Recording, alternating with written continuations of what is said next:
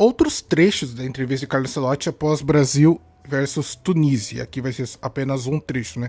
Jogadores que atuam na Europa têm vantagem? Foi perguntado para o Carlo Ancelotti. E a resposta dele foi: eu não olho se o jogador joga na Europa ou se joga no Brasil. Eu observo. Se o jogador ajuda a equipe, se é bom para a equipe. Bom, aqui eu acho que eu já teria que...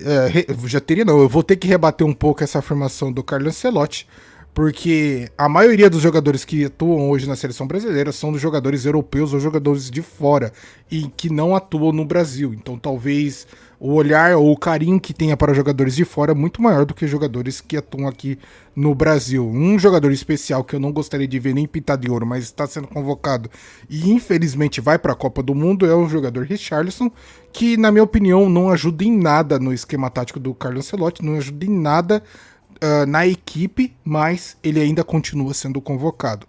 E aqui na imagem seguinte eu trouxe talvez os nomes e a porcentagem, né?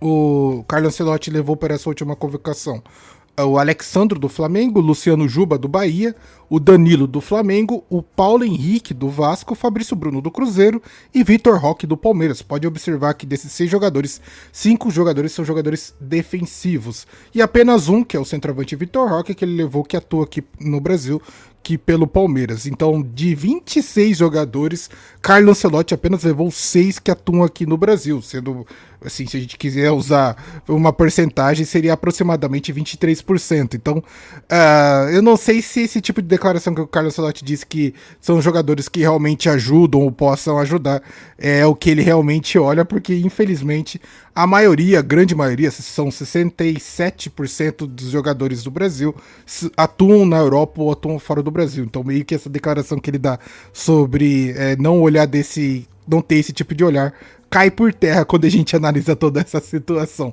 Se isso é bom ou ruim para a seleção brasileira, eu confesso que eu não tenho essa total certeza, porque infelizmente o futebol aqui no Brasil é um nível muito baixo.